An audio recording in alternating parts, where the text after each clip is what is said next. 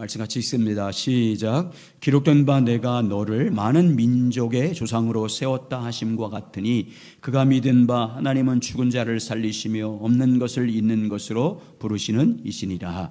아브라함이 바랄 수 없는 중에 바라고 믿었으니 이는 내 후손이 이같으리라 하신 말씀대로 많은 민족의 조상이 되게 하려 하심이라. 그가 100세나 되어 자기 몸이 죽은 것 같았고 달라의 태가 죽은 것 같음을 알고도 믿음이 약하여지지 아니하고 믿음이 없어 하나님의 약속을 의심하지 않고 믿음으로 견고하여져서 하나님께 영광을 돌리며 약속하신 그것을 또한 능히 이루실 줄을 확신하였으니 그러므로 그것이 그에게 의로 여겨졌느니라. 아멘. 기도하겠습니다. 하나님 감사합니다. 오늘 이 아침에 우리를 불러주셔서 주님 앞에 예배하게 하시고 또한 선포된 말씀을 통해서 하나님의 음성을 듣는 귀한 시간을 주심을 감사합니다. 이 시간 특별히 믿음에 관하여 같이 나누고 있습니다. 우리의 믿음, 오직 의인은 믿음으로 말미암아 살리라고 말씀한 것처럼 우리의 믿음을 온전히 세워서 믿음으로 하나님을 기쁘시게 하는 자가 되게 하시고 믿음으로 주님의 영광을 보는 우리의 삶이 되게 해 주시옵소서. 예수님 이름으로 기도드립니다. 아멘. 한번 따라서 하시죠. 아브라함이 바랄 수 없는 중에 바라고 믿었으니. 우리 같이 읽겠습니다. 시작. 아브라함이 바랄 수 없는 중에 바라고 믿었으니. 아멘. 이런 제목을 가지고 오늘은 믿음에 대해서 같이 나누겠습니다.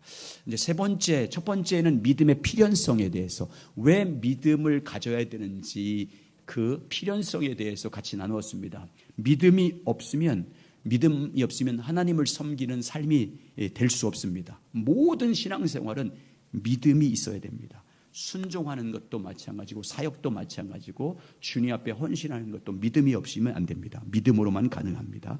또 믿음으로 하는 것을 주님은 받으십니다.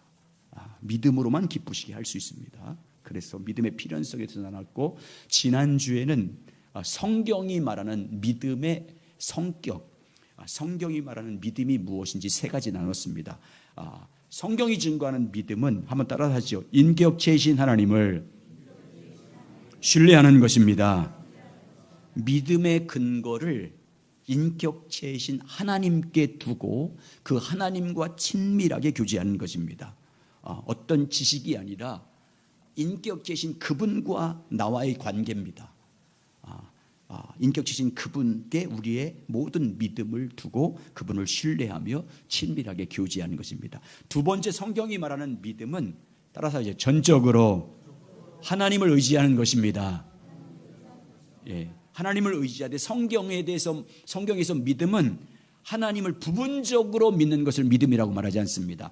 하나님도 믿고 다른 것도 믿고 또 이것들 중에 그렇게 겸해서 믿음 생활을 하는 것을 성경은 정확하게 우상숭배라고 말합니다. 성경이 말하는 믿음은 오직 하나님 그분을 전적으로 의지하는 것입니다. 오직 그분만을 나의 힘으로 삼고 나의 반석을 삼고 나의 힘이 되신 하나님으로 믿고 의지하는 것입니다. 또 세 번째, 성경이 말하는 믿음은 따라서 하죠. 하나님께 나의 모든 것을 거는 것입니다. 전적으로 의지한다는 그 말은 매 순간순간마다, 한 번만이 아니라 모든 순간마다 모든 일을 마음의 깊은 곳으로부터 하나님께 내 모든 것을 걸고 그분을 전적으로 의지하고 그분의 능력과 그분이 주신 은혜와 힘을 따라서 주님이 주신 힘으로 살아가는 삶을 말합니다.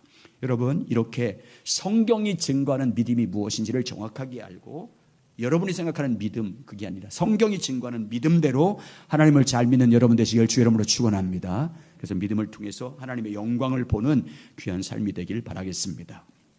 오늘은 믿음의 법칙에 대해서 같이 나눌 겁니다. 성경이 증거하는 믿음의 법칙, 믿음의 조상들을 통해서 나타난 믿음의 법칙입니다.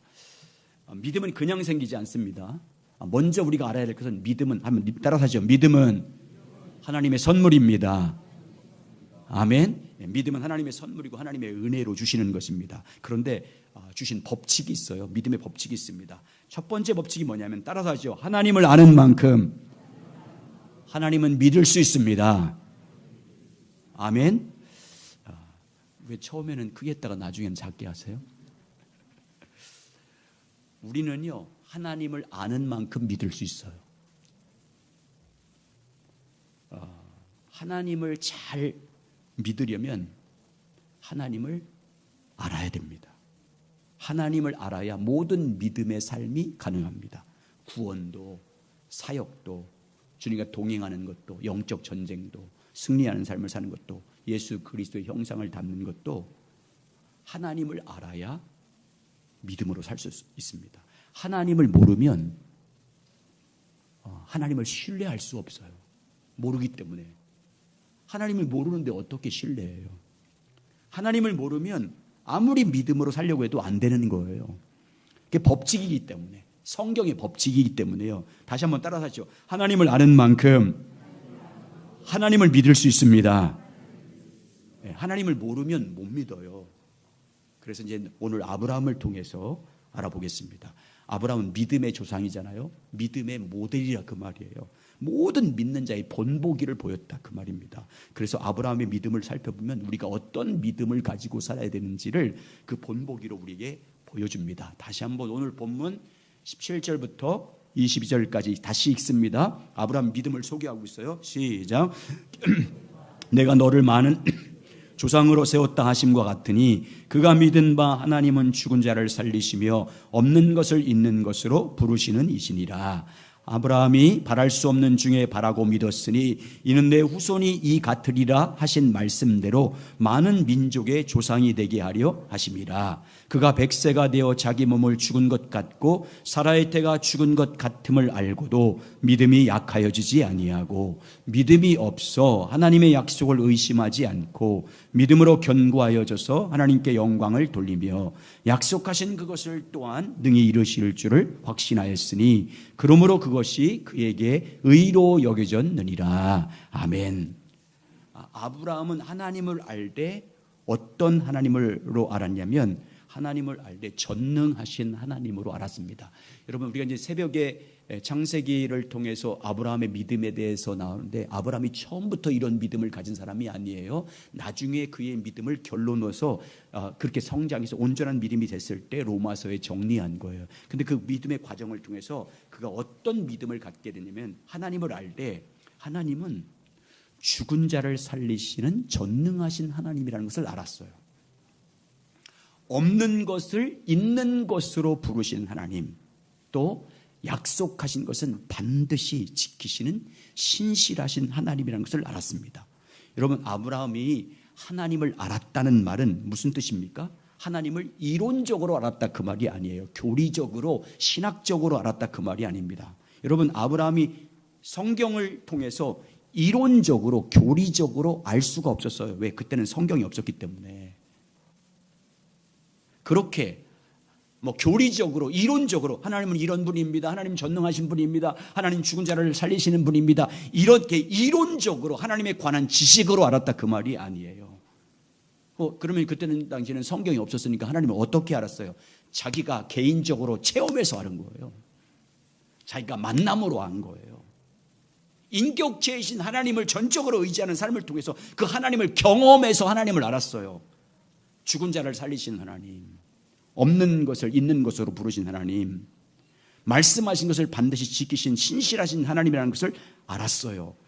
하나님을 알았기 때문에 자기 상황과 환경은 죽은 것 같은 상황이었지만 그래도 하나님을 끝까지 믿는 거예요. 상황과 환경은 다 끝났어요. 가능하지 않아요. 전혀 불가능해요. 그럼에도 불구하고 하나님을 믿었어요. 왜? 알았기 때문에. 하나님이 어떤 분인지 알았기 때문에. 우리는 사태의 심각성을 모를 때는 그냥 하나님 믿는다고 얘기해요. 전능하신 분입니다. 능치 못함이 없습니다. 불가능을 가능케 합니다. 죽은 자 가운데 산 자이십니다. 이렇게 고백해요. 근데 자기가 사태의 심각성을 깨달으면 그때 낙심하기 시작해. 하나님은 살아계신 분이라고 말하면서 죽은 자를 살리신 하나님이라고 말하면서 자기가 능력으로 할 수 없는 환경과 상황이 딱 부딪히면 모든 게 끝나는 것처럼 절망해. 포기하고 살아갑니다. 그러나 아브라함은 그렇지 않았어요. 자기 아내의 몸의 상태가 끝났어 이제. 과학적으로 생물학적으로 아이를 낳을 수 없어요. 죽음 같은 몸이 됐어요. 근데 뭐래요? 믿음이 약해지지 않았어요. 자기 몸이 죽은 것 같음을 알고도 믿음이 없어 하나님의 약속을 의심하지 않았어요. 오직 더욱 믿음이 강건해서 더욱 하나님께 찬양을 돌렸어요. 약속하신 것을 능히 이루실 하나님을 확신했습니다. 여러분, 이런 상황 가운데, 모든 절망적인 불가능한 상황 가운데도 끝까지 하나님을 신뢰했었던 것은 뭐 때문에 가능한 거예요? 하나님을 알았기 때문이에요. 하나님을 알 때 죽은 자를 살리신 하나님으로 알았기 때문이에요. 교리적 지식이 아니라, 이론적 지식이 아니라 실제로 없는 것을 있는 것으로 부르신 하나님을 알았기 때문에 그런 전혀 가능성이 없는 상황에도 하나님에 대한 신뢰와 믿음이 흐트러짐이 없어요. 오늘 본문에서 17절에서 없는 것을 있는 것으로 부르신다, 이 하나님이란 말은 무슨 말이냐면, 약속하신 것은 반드시 지킬 것이기 때문에 지금 없어도, 지금 아무것도 이루어지지 않았어도 이미 있는 것처럼, 이루어진 것처럼 부르시는 하나님이다, 그 말이에요. 구약 성경에 보면 하나님께서는 아직 일어나지 않는 일을 이미 이루어진 것처럼 말씀하는 것이 많이 나와 있어요. 그걸 일반적으로 이제 뭐라고 하냐면 예언적 완료 이렇게 말하고요. 선취, 미리 성취됐다 그렇게 말해요. 아직 이루어지지 않았어요. 근데 하나님은 자기가 이룰 것이기 때문에, 반드시 이룰 것이기 때문에 이미 성취된 것처럼 말해요. 이미 선취된 것처럼 말씀하세요. 아브라함의 하나님을 그렇게 믿었다 그 말이에요. 이미 하나님은 바로 이런 분이기 때문에 전능하신 하나님께서 자기 죽은 몸을 살릴 것을 믿었어요. 하나님을 알았기 때문에 지금 없지만 있는 것처럼 고백하고 믿었다 그 말이에요. 여러분, 아브라함 믿음은 이렇게 끝나지 않아요. 아브라함의 결정적인 믿음의 클라이막스는 어디예요? 창세기 22장에서 나오잖아요. 여러분, 하나님은 여러분을 죄에 넘어지게 유혹은 하지 않아요. 사탄이 유혹하지. 근데 하나님은 여러분의 믿음을 시험해요. 여러분의 환경과 상황을 어렵게 만들어서, 아니면 여러분의 믿음을 테스트해요. 어떻게, 아브라함의 믿음을 어떻게 테스트해요? 100세에 낳은 독자, 100세에 낳아서 한 청소년 시기 됐을 때예요. 이삭이 한 20살 정도 됐을 때예요. 아브라함에게 찾아오신 하나님 뭐라고 그러냐면 그 이삭을 번제로 바치래요. 번제가 뭔지 아시지 않습니까? 제물을 죽여서 하나님께 드리는 제사인데, 제물에 각을 떠요. 그리고 제단에 올려놓고 불을 태워서 드리는 제사가 번제예요. 이건 성경에 하지 말라고 하나님이 직접 말했어요. 그런 제사는 절대 이방신들이 했기 때문에 하지 말라고 했는데 하나님이 그걸 말씀한 거예요. 이삭은 여러분, 아브라함에게 어떤 아이예요? 누뚱이에요. 그것도 독자예요. 얼마나 사랑이 있겠습니까? 하나님이 아셨어요. 아브라함이 얼마나 사랑하는지 이삭을. 그래서 하나님께서 이삭을 부를 때 아브라함에게 뭐라고 말하는지 아세요? 네 아들, 네가 사랑하는 독자, 이렇게 얘기해요. 하나님은 아브라함이 독자 이삭을 얼마나 사랑하는지, 아브라함의 전부라는 걸 알았어요. 아브라함의 미래라는 걸 알았어요. 그리고 하나님께서는 아브라함에게 약속한 모든 복을 이삭을 통해서 이루겠다고 했거든요. 이삭의 씨를 통해서 하늘의 별처럼 바다의 모래알처럼 번성하게 할 것이고, 이삭의 후손을 통해서 그리스도를 보내주겠다고 했어요. 그런데 그런 약속을 하신 하나님이 이삭을 번제로 드리라고 말씀합니다. 그런데 그 명령을 받은 아브라함이요, 즉각 순종해요. 변명함이 없어요. 지체가 없어요. 곧바로 순종해요. 그래서 장작을 메고 이삭을 데리고 모리아산 올라가서 제단을 쌓고 거기에 이삭을 올려놓고 칼로 죽이려고 해요. 만약에 하나님이 말리지 않았다면 아브라함은 반드시 죽여서 번제로 썼을 거예요. 그런 믿음의 사람이었어요. 그런데 성경은 이런 아브라함의 순종을 어떻게 말하냐면 아브라함이 믿음으로 순종했다 이렇게 말해요. 성경은 아브라함의 어떤 믿음을 말하고 있는 거예요? 아브라함이 어떤 믿음으로 순종했다고 말하고 있습니까? 하나님을 아는 믿음이에요. 하나님을 알았어요. 없는 것을 있는 것으로 부르시는 하나님을 알았기 때문에, 죽은 자를 살리시는 하나님이라는 것을 알았기 때문에 순종했다고 말씀하고 있어요. 그래서 자기가 하나님 말씀에 순종해서 이삭을 번제로 죽여도 하나님은 살릴 것을 믿었어요. 아브라함은. 왜?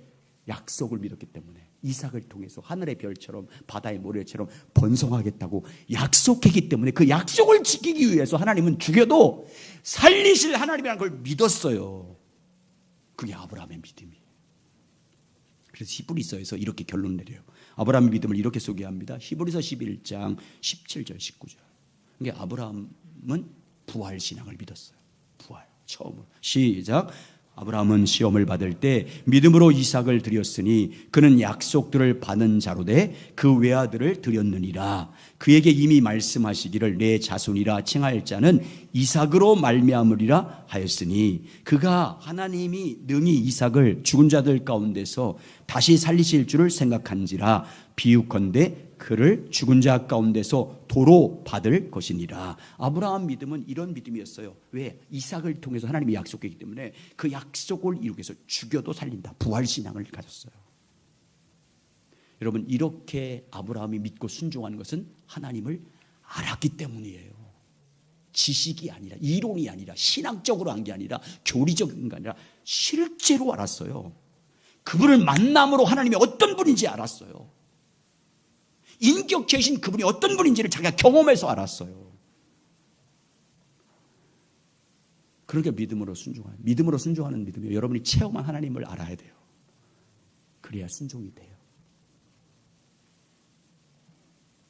따라서 하죠. 첫 번째 믿음의 법칙 따라서 하십시오. 하나님을 아는 만큼 하나님을 믿을 수 있습니다. 우리가 하나님을 아는 만큼 하나님을 믿을 수 있어요, 여러분. 이건 절대 법칙이에요. 성경에 나온 법칙이에요. 생각해 보세요. 하나님을 알지 못하는데 어떻게 믿어요? 그분이 어떤 분인지도 모르는데 어떻게 헌신해요, 그분을 위해서? 안 믿어지는데, 알지 못하면 안 믿어지는데 어떻게 순종이 돼요? 여러분, 사람과의 관계도 보세요. 어떤 사람을 알아야 신뢰하잖아요, 여러분. 이론적으로 알아서 그 사람에 대해서 누구에서 듣고 알아서 해요. 여러분이 직접 경험해 봐서 알아야 돼요. 경험해 봐서 알면 신뢰하잖아요. 내가 만나서 그분과 사귀어 보면 그 사람의 인격이 다 드러나요. 그 사람의 신실함이 드러나요. 그러면 그 사람이 누구인지 내가 알기 때문에 그 사람을 믿어요. 신뢰해요. 그러나 알지 못하면 어떻게 믿어요?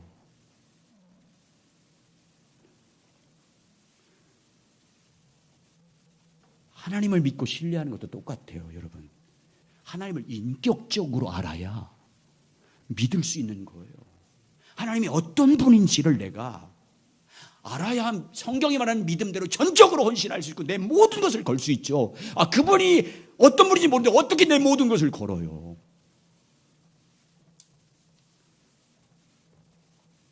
그래서 하나님을 잘 믿으려면 여러분, 하나님 알기를 힘써야 될 줄 믿습니다. 여러분, 그래서 믿음 생활의 본질은 열심히 하나님과 교제해서 하나님 알기를 사모하는 거예요. 하나님을 알기를 갈망하셔야 돼요. 내 백성이 망하는 건 뭐 때문에? 하나님을 알지 못해서 망한다고 하잖아요. 여러분, 그러니까 뭐 하려고 하지 마시고 먼저 하나님 알려고 힘쓰시기 바랍니다. 우리 교회에 일을 안 시키잖아요. 그래서 하나님 알기를 힘쓰라고. 열심히 주님의 얼굴 구하고 주님 만나기를 사모하고 주님과 친밀히 말씀을 통해서 성경 말씀을 계속해서 읽고 묵상함으로 계속해서 주님 알기를, 주님 만나기를 사모하실 주의 이름으로 축복합니다. 그래서 하나님을 인격적으로 내가 만나야, 성령을 통해서 만나야 그분을 알므로 아는 만큼 믿을 수 있어요. 그래서 사도 바울이 에베소 교회에 보낸 편지에서 첫 번째 기도가 너희가 지혜와 계시의 성령으로 말미암아 하나님 알기를 원한다. 자, 에베소서 1장 17절 19절 읽겠습니다. 같이 읽습니다. 에베소 시작. 주 예수 그리스도의 하나님 영광의 아버지께서 지혜와 계시의 영을 너희에게 주사 하나님을 알게 하시고 너희 마음을 눈을 밝히사 그의 부르심의 소망이 무엇이며 성도 안에서 그 기업의 영광의 풍성함이 무엇이며 그의 힘의 위력으로 역사하심을 따라 믿는 우리에게 베푸신 능력의 지극히 크심이 어떠한 것을 너희로 알게 하시기를 구하노라. 여러분, 주님과 친밀히 교제하셔서 주님을 알기를 사모하면서 교제하시기 바랍니다. 하나님의 말씀을 깊이 묵상하며 기도하는 가운데 주님 만나기를 갈망하면서 주님의 얼굴을 구하며 주님과 교제하셔서 주님을 아는 자가 되시기 바랍니다. 그래서 주님을 아는 만큼 믿음으로 순종함으로 하나님의 영광을 보는 여러분 되시길 주의 이름으로 축복합니다. 하나님을 아는 만큼 우리가 하나님을 믿을 수 있다. 이런 것은 하나님의 법칙이에요. 믿음의 법칙, 하나님의 절대 진리입니다. 그런데 죄인인 우리는 스스로 하나님을 알 수 없어요. 하나님, 우리의 지혜와 능력으로는 하나님을 알 수 없어요. 하나님의 영광을 볼 수도 없고 그 영광에 도달할 수도 없어요. 그래서 우리가 하나님을 아는 길은 하나님께서 친히 우리 가운데 하나님 자신을 계시해 주어야 돼요. 그분의 성령을 통해서, 지혜와 계시의 성령을 통해서 하나님이 어떤 분인지를 우리 가운데 성령으로 계시해 주어야 우리가 하나님을 알 수 있습니다. 하나님에 관한 지식은, 하나님에 대한 이론적 지식, 신학적 지식, 교리적 지식은 성경 공부하면 알 수 있어요. 그러나 하나님을 아는 지식은 성령의 계시가 아니면, 가르침이 아니면 하나님을 알 수 없어요. 그래서 하나님은 항상 믿음의 사람들을 찾아가서 말씀해서 어떤 비전과 계획을 말씀할 때 반드시 뭐부터 해요? 하나님 자신이 누구인지를 먼저 알려줘요. 하나님이 어떤 분인지 알려줘요. 먼저 자신이 누구인지를 계시해 줍니다. 자, 출애굽기 3장에 보면 모세를 부를 때 보세요. 자, 하나님 보겠습니다. 출애굽기 3장 13절 15절에서 찾아가서 하나님께서 모세에게 자기를 계시한 내용입니다. 시작. 모세가 여호와 하나님께 아뢰되 내가 이스라엘 자손에게 가서 이르기를 너희의 조상의 하나님이 나를 너희에게 보내셨다 하면 그들이 내게 묻기를 그의 이름이 무엇이냐 하리니 내가 무엇이라고 그들에게 말하리이까. 하나님이 모세에게 이르시되 나는 스스로 있는 자니라. 또 이르시되 너는 이스라엘 자손에게 이같이 이르기를 스스로 있는 자가 나를 너희에게 보내셨다 하라. 하나님이 또 모세에게 이르시되 너는 이스라엘 자손에게 이같이 이르기를 너희의 조상의 하나님 여호와 곧 아브라함의 하나님, 이삭의 하나님, 야곱의 하나님께서 나를 너희에게 보내셨다 하라. 이는 나의 영원한 이름이요 대대로 기억할 나의 칭훈이라. 아멘. 하나님께서 어떤 계획을 갖고 계셨냐면 430년 동안 종살이하던, 애굽의 종살이하던 이스라엘 백성을 해방시킬 계획을 갖고 있어요. 여러분, 왜 하나님께서 430년 동안 종살이하는 이스라엘 백성들을 해방시키려고 하는 거예요? 왜? 하나님이 왜 해방시키려고 하는 거예요? 아브라함과 약속했어요. 하나님이 약속대로만 해요. 아브라함에게 찾아와서 너희 자손들이 애굽에 내려가서 400년 동안 종살이 할 거야. 그 종살이가 끝나면 내가 너희 자손들을 해방시켜서 여기 가나안 땅을 차지하게 할 거야 라고 아브라함에게 한 약속을 기억해서 지금 계획을 세우는 거예요. 한 600년 지난 다음에. 여러분, 하나님은 신실해요. 약속하면 반드시 지키거든요. 하나님의 때가 되니까 누구를 찾아가면 이스라엘 백성들을 애굽에서 구원할 지도자를 찾아가요. 누구예요? 모세. 이제 보세요. 모세 상황이 지금 목동이에요. 자기 양들도 아니에요. 장인인 이드로가 키우는 양들을 키우는 정말 초라한, 아무것도 의지할 것이 없고 힘도 없는 사람이에요. 그냥 하나님과 친밀하게 교제만 하고 있었어요. 근데 그를 찾아가요. 그리고 하나님의 계획을 알려줍니다. 구원 계획, 이스라엘 백성들을 애굽에서 구원할 계획을 알려줍니다. 그런데 여러분, 하나님의 구원 계획을 알려줘도 모세가 어떻게 해요? 거부해요. 왜? 자기는 할 수 없다고 거부해요. 왜 그런 거예요? 하나님이 누군지 몰랐기 때문에. 이걸 주님은 알고 뭐예요? 오늘 본문에서 뭐예요? 믿음으로 모세가 하나님 자신을 따를 수 있도록 하나님이 누구인지를 계시해줘요. 오늘 본문에서 하나님이 자신을 누구인지 두 가지로 계시하잖아요. 나는 스스로 있는 자다. 여호와다. 창조자다 그 말이잖아요. 두 번째, 나는 아브라함의 하나님, 이삭의 하나님, 야곱의 하나님. 무슨 말이냐면 약속하신 것을 반드시 이루는 여호와 하나님이라는 것을 말씀하는 거예요. 자, 이렇게 계시합니다. 하나님께서 이렇게 친히 주도권을 가지고 모세에게 자신을 누구인지를 계시한 목적이 뭐예요? 무엇 때문에 하나님은 자신이 누구인지를 모세에게 알려준 거예요? 하나님의 부르심과 관련이 있어요. 하나님이 누구인지를 알아야 따라가잖아요, 모세가. 하나님이 찾아와서 누구인지도 모르는데 어떻게 따라가요? 하나님이 누구인지를 알아야 주님이 말씀할 때 믿음으로 순종해서 따라갈 수 있는 거예요. 어디로 인도하든지 무슨 말씀을 하든지 순종할 수 있어요. 하나님을 알아야. 그래서 먼저 모세에게 자신을 계시해 준 거예요. 하나님이 주도권을 가지고 하나님의 종을 찾아가서 자신이 누구인지를 계시해 준 것입니다. 안 믿으니까 표적을 보여줘서 알게 하잖아요. 나는 이런 사람이다라고 보여주잖아요. 이런 하나님이라고. 그러면 여러분, 인간 편으로 여러분과 저의 편도 볼 때 하나님께서는 어떤 사람에게 자신을 계시해 줄 것 같아요? 어떤 사람에게? 하나님이 주도권을 가지고 자기를 계시하시는데, 자기를 보여주는데, 자기가 누구인지를 나타내시는데, 인간 편으로 볼 때 어떤 사람들에게 하나님은 자신을 계시해 줄까요? 그 하나님을 만나기를 갈망하는 사람들이에요. 여러분, 아무에게나 하나님은 보여주지 않아요. 하나님 만나기를 사모하고 하나님이 어떤 분인지를 자기가 경험적으로 체험적으로 알기를 갈망하면서 하나님을 전심으로 찾는 자들, 그들을 만나주세요. 여러분이 만약에 신앙생활 몇십 년 하고 평생 그렇게 살다가 주님 앞에 갈 때 주님 만나기를 사모하고 주님 알기를 갈망하지 않으면 여러분 그 상태 그대로 살다가 가는 거예요. 몰라요. 하나님 못 만나요, 여러분. 그러면 왠지 아세요? 하나님 말씀에서 그분 말씀하신 대로 돼. 나를 찾는 자들이 나를 만날 거다. 나를 간절히 사모하는 자들 내가 만나줄 거라고 말씀했어요. 그게 여러분과 제가 하나님을 전심으로 찾아야 만나는 거예요. 자, 몇 군데 보겠어요. 역대상 28장 9절.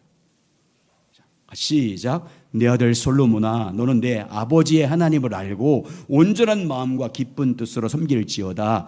여호와께서는 모든 마음을 감찰하사 모든 의도를 아시나니 내가 만일 그를 찾으면 만날 것이요 만일 내가 그를 버리면 그가 너를 영원히 버리리라. 저 보세요. 그 앞에 보여주세요. 앞에 좀 보여달라고요. 뭐라겠어요? 여호와께서는 모든 마음을 감찰하시고 모든 사람의 마음의 의도를 아신대. 모든 사람의 마음을 다 살펴보다가 그 마음에 뭘 의도하고 있는지, 이 사람이 정말 나를 원하고 찾기를 원하는지 나를 만나기를 원하는지를 알고 있대요. 마음을 딱 보고서. 여러분 다 알고 계신 거예요. 하나님이 모든 마음을 감찰하시고 모든 의도, 그 마음이 어떤 의도로 하고 정말 나를 만나길 원하는지, 정말 알길 원하는지 그 의도를 알고 있대요. 하나님이.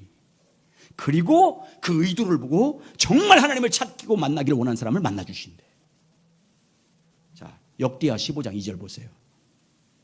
시작. 그가 나가서 아사를 맞아 이르되 아사와 및 유다와 베냐민의 무리들아, 내 말을 들으라. 너희가 여호와와 함께하면 여호와께서 너희와 함께 하실지라. 너희가 만일 그를 찾으면 그가 너희와 만나게 되려니와 너희가 만일 그를 버리면 그도 너를 버리리라. 저는요, 어떤 세미나 뭘 공부할 때 책 읽던데 한 1초 3분도 딴짓 안 해요. 딴 데 안 가. 왜? 하나님이 언제 나에게 말씀할지 모르기 때문에. 그래서 저는 핸드폰을 늘 끄고 안 받기 때문에 전화가 잘 안 와. 얼마나 좋은지 몰라요. 그래 주님께 집중하거든. 맨날 핸드폰 켜놓고 있어 보세요. 주님과 교제가 돼요? 안 되지. 예배도요, 찬양하다 뭐 보고, 핸드폰 다 끄세요. 이 시간에 예배 여러분 전화 안 받아도 확인 안 해도 여러분 안 죽어요. 그 뭐 중요하다고 주님께 집중해야지. 주님 만나주시지. 의도를 다 아는데. 나를 정말 만나기를 사모하는 사람 만나주신대. 자, 예레미야 29장 13절. 시작. 너희가 온 마음으로 나를 구하면 나를 찾을 것이요 나를 만나리라. 자, 잠언 8장 27절 보세요. 잠언 8장 17절. 시작. 나를 사랑하는 자들이 나의 사랑을 입으며 나를 간절히 찾는 자가 나를 만날 것입니다. 주님은 아무나 만나주지 않아요. 여러분 가만히 있으면 만나주겠지. 가만히 있으면 찾아오시겠지. 아니에요. 사모하는 영혼을 만족케 하신 분이에요. 간절히 찾는 자들에게 만나주시고 자기가 누구인지를 알게 하시는 분이에요. 그러므로 여러분 하나님 알기를 갈망하시기 바랍니다. 사모하셔야 돼요. 여러분의 목마름은 주님에 대한 목마름이에요. 마음이 가난한 자, 애통하는 자, 의에 줄이고 목마른 자는 주님에 대한 목마름이에요. 그분을 더 깊이 만나서 주님이 어떤 분인지를, 내가 만난 주님, 내 복음이 있어야 돼. 내 복음, 내가 만난 주님이 있어야 전도가 되는 거잖아요. 나는 이렇게 주님을 찾아오셨다고 말할 수 있어야 그냥 자연적으로 그냥 딴 거 할 거 없이 나는 하나님을 몰랐는데 예수님 몰랐는데 이렇게 살다가 이렇게 하나님 만나줬어요 라고 말하는 게 그 간증 전도잖아요. 그래서 여러분 하나님을 알고 하나님을 믿음으로 말미암아 여러분 삶 가운데 하나님의 믿음의 역사가 있길 주의 이름으로 축원합니다. 첫 번째 믿음의 법칙은 하나님을 아는 만큼 하나님을 믿습니다. 두 번째 따라서죠. 하나님을 믿는 만큼, 크게 해주세요. 하나님을 믿는 만큼 하나님의 영광을 경험합니다. 하나님을 믿는 만큼 내 안에서 내 삶 가운데 역사하시는 하나님을 경험할 수 있다 그 말이에요. 아는 만큼 믿고 믿는 만큼 그 역사를 경험하는 거예요. 자, 이제 예를 들어서 말할게요. 우리가 주님과 친밀하게 교제하는 삶을 살아갑니다. 정말 말씀을 묵상하면서 기도하면서 사모함을 가지고 주님과 교제하면 우리는 하나님 말씀을 통해서, 여러분 꼭 기억하세요. 말씀을 통해서 성령이 조명을 받습니다. 하나님이 누구신지를 성령을 통해 조명을 받아요. 이 성경에 있는 말씀, 이건 문자로 기록된 거예요. 이걸 성령이 조명해 줘야 되는 거예요. 하나님이 어떤 분인지, 그분의 뜻이 무엇인지. 여기 성경 속에 여러분의 답이 다 들어있어요. 아멘. 여러분 성경 속에 여러분의 문제의 답이 다 있어요. 하나님의 뜻이 다 들어있어요. 그러니까 성경을 꾸준히 읽어가면 성령이 깨닫게 하셔요. 여러분의 문제와 답을 주신다 그 말이에요. 하나님이 어떤 분인지 알게 했어요. 그런데 성령의 조명을 통해서 하나님은 치유하시는 분이라는 걸 깨닫게 했어요. 성령의 조명을 통해서 하나님은 치유하시는 분이라는 걸 깨달으면 치유하신 하나님을 알게 되면 내가 믿게 돼요. 그래서 내가 믿음으로 치유하신 하나님을 믿음으로 기도해요. 믿음으로 우리 삶 가운데 어떤 고난이 있다든지 아픔이 있다든지 질병이 있다면 그 믿음을 가지고 기도해요. 그러면 치유하신 주님을 믿고 알고 믿음으로 기도하면, 믿음으로 기도할 때 치유하시는 내 삶 가운데 나를 회복시키는 하나님을 경험하게 될 줄 믿습니다. 그걸 주의 영광을 받다고 하는 거예요. 우리 안에서 일하신 주님을 경험했다 그 말이에요. 영광을 받다 그 말은. 자, 또 이번에는 내가 정말 주님과 친밀히 교제할 때 하나님 말씀을 통해서 성령이 깨닫게 하셨습니다. 우리 하나님은 내 필요를 채워주신 분이라는 걸 깨닫게 했어요. 우리의 필요를 채워주신 분을 내가 알았으면 이제 어떻게 하겠어요? 필요할 때마다 주님 앞에 믿음으로 기도합니다. 필요를 구하면서 하나님의 은혜와 때를 따라 돕는 그 은혜를 받기 위해서 주님을 신뢰함으로 필요를 채워준 주님을 믿음으로 말미암아 믿음으로 필요를 구해요. 그러면 하나님께서 우리 삶 가운데 그 믿음대로 필요를 채워주신 하나님을 경험하는 영광을 보게 될 줄 믿습니다. 또 우리가 주님과 친밀히 교제할 때 하나님의 말씀을 통해서 성령의 조명을 받습니다. 예수님은 우리 가운데 성령을 부어주신 분이라는 걸 깨달았어요. 아, 성령으로 임재한 분이라는 걸 깨달았어요. 그러면 알았으면 어떻게 해서 이제 믿음으로 기도하기 시작해. 성령 충만함을 위해서 기도하는 거예요. 아, 성령으로 찾아오신 주님을 믿었기 때문에 계속 기도합니다. 믿음으로. 그러면 성령이 여러분 가운데 충만하게 임하는 것을 경험하게 될 줄 믿습니다. 주의 영광을 보게 되는 거예요. 이것이 믿음의 원리예요. 주님과 교제하면 하나님 말씀을 통해서 성령의 조명을 받아서 하나님을 알게 하십니다. 하나님을 알게 되면 믿습니다. 믿음으로 기도합니다. 그러면 우리 가운데 기도를 통해서 응답하시는 하나님을 내가 경험하는 주의 영광을 보게 됩니다. 이게 성경의 믿음의 법칙이에요. 그러면 보세요. 여러분 보세요. 자 보세요. 그렇게 해서 한번 믿음으로 우리 가운데 성령으로 역사하시는 하나님을 내가 경험했어요. 그러면 하나님에 대한 믿음이 한 개 생기죠. 또 다시 그 믿음의 바탕을 또 기도했더니 하나님 또 이런 분이라는 걸 깨달았어요. 또 그 하나님을 기도했더니 또 역사했어요. 그래서 여러분 대나무 매듭처럼, 매듭 아시죠? 대나무 매듭처럼 믿음은 그래서 자라는 거예요. 한 단 이렇게 계속 선순환하는 거예요. 예를 들겠습니다. 조지 밀러라는 분이 있어요. 여러분 5만 번 기도 응답받는 책이라는 쓴 사람이잖아요. 영국의 고아원을 운영한 사람이에요. 산업혁명 이후에 고아들이 많이 생겼잖아요. 갑자기 이제 맞벌이 부들이 남으니까 고아들이 많이 남았어요. 그 고아들을 모아다가 고아원 5개를 경영했어요. 몇 개냐면 그래서 한 2,000명 정도. 5개 고아원에서 2,000명, 굉장히 큰 고아원이잖아요. 고아의 아버지가 되잖아요. 평생 동안 고아 15만 명을 돌봐요. 이 조지 밀러가. 특히 조지 밀러는 많은 고아들의 필요를 위해서 그 누구에게도 후원받지 않았어요. 누구 찾아가서 우리 2,000명이든 아이 먹을 것 공급해 주세요, 우유 공급해 주세요 찾아가서 전혀 홍보하지 않았어요. 오직 하나님만 믿었어요. 하나님께 구했어요. 그는 이렇게 말해요. 내가 기도하고 이 고아원 사역을 하는 핵심적인 고아원을 경영하는 사역의 목적은 한 가지입니다. 이 고아원 사역을 통해서 살아계신 하나님을 모든 사람에게 보여주는 겁니다. 이게 사역의 목적이에요. 여러분과 저의 사역의 목적이 되길 바랍니다. 살아계신 하나님을 보여주는 거예요. 그게 목적이었어요. 그러니까 살아계신 하나님을 보여주려니까 사람에게 도움을 구하지 않아요. 그 많은 고아들을 먹으면서 철저하게 하나님께만 기도해서 하나님이 채워주신 것으로 먹여 살려요. 여러분, 이 조지 밀러가 그렇게 고아들을 위해서 사역할 수 있는 동기가 있었어요. 주님과 친밀히 교제할 때 하나님의 말씀을 통해서 성령이 깨닫게 하셔서 주님이 어떤 분인지를 알게 됐어요. 시편 68편 5절. 하나님은 고아의 아버지시니라. 하나님은 고아의 아버지시니라. 그 말씀을 성경을 읽다가 깨닫는 순간 조지 밀러에게 하나님은 고아들의 아버지라는 것을 깨닫게 됐습니다. 그래서 그가 필요가 있을 때마다 고아들의 아버지인 하나님만을 신뢰했습니다. 고아들의 아버지인 그분이 고아들에게 먹을 것과 필요한 것을 채워준다는 믿음을 가지고 그는 그렇게 사역을 했습니다. 그래서 그는 그의 책에서 이렇게 고백합니다.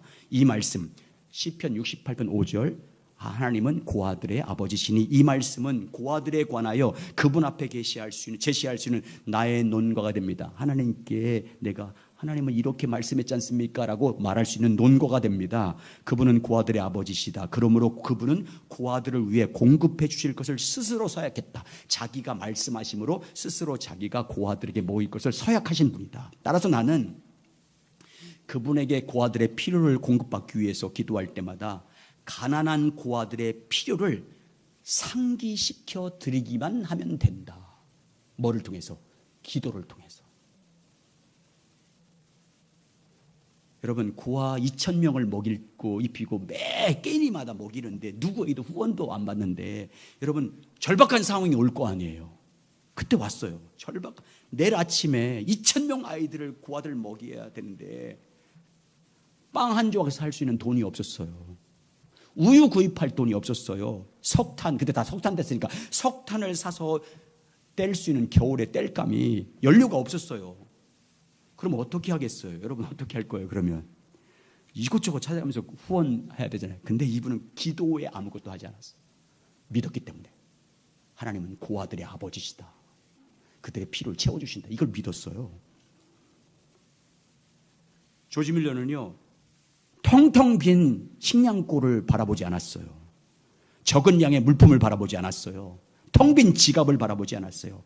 고아들을 먹여 살리실 하나님을 믿었어요. 그들에게 필요를 채워주실 하나님을 믿었어요. 그리고 그 다음날 하나님이 어떻게 채워줬는지를 기대하면서 출근했어요.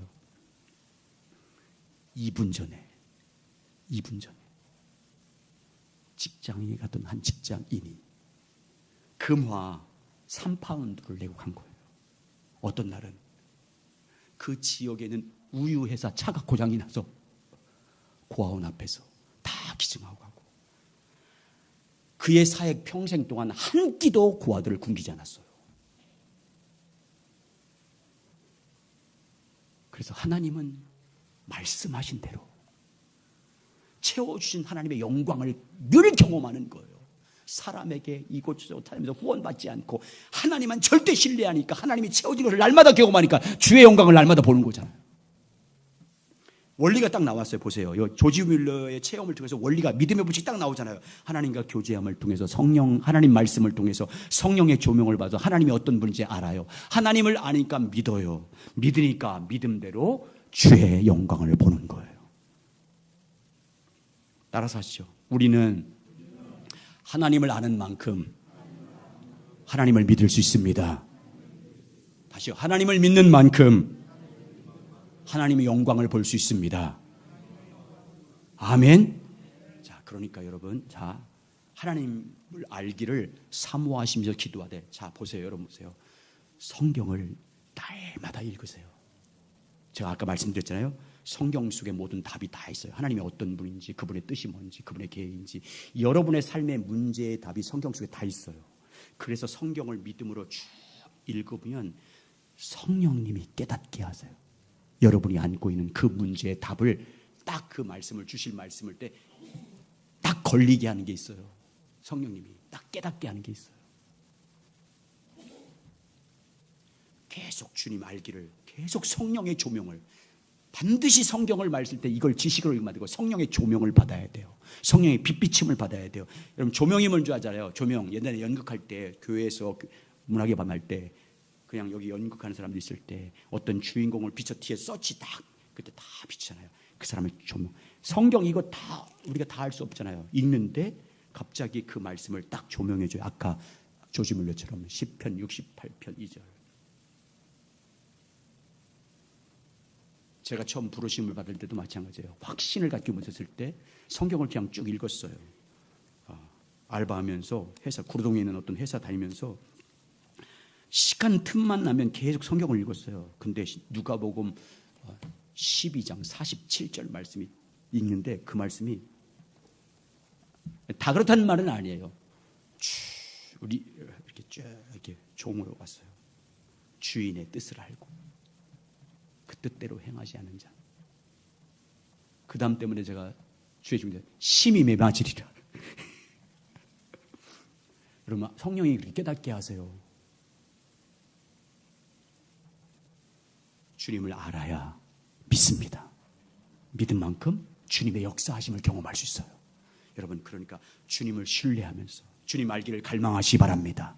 여러분 상황이 어떠하든지 정말 주님 알기를 갈망하면서 늘 말씀을 묵상하며 성령의 조명을 구해서 주님을 알고 믿음으로 주의 일하심, 주의 역사하심을 보는 교회와 여러분 삶이 되시길 예수님의 이름으로 축복합니다.